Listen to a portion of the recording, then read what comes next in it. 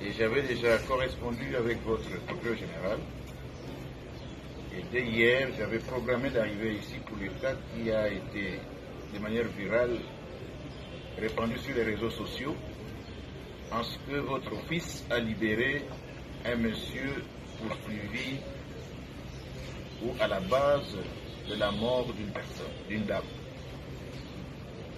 Les faits m'ont paru tellement graves que j'ai dû faire le déplacement avec le procureur général dans ma suite. Et j'ai commencé en arrivant ici par le cachot, où j'ai dû me rendre compte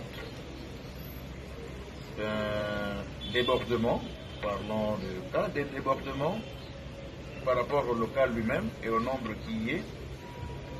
Et naturellement, cela fait suite au fait que la République, le gouvernement ne nous donne pas de maison d'arrêt où mettre nos prévenus.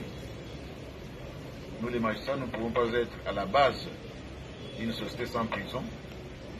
Et la majorité des personnes arrêtées, je viens de faire le tour, sont poursuivies soit pour des faits de vol qualifiés, des viols, l'association des malfaiteurs ou Kununa.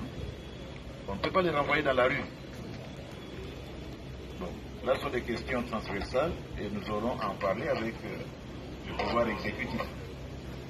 En ce qui me concerne, les faits pour lesquels je suis arrivé ici me semblent tellement graves, tels qu'ils ont été racontés sur les réseaux, que je viens d'instruire le procureur général d'ouvrir une action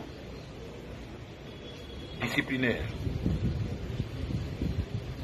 doublée d'une action pénale, à l'endroit du procureur de la République, de votre office, et à l'endroit du magistrat instructeur.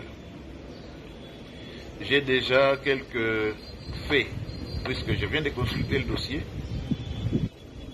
mais ce sera au terme de l'instruction qui va suivre que nous vous donnerons les conclusions par rapport au dossier et aux faits tels que comptés sur les réseaux.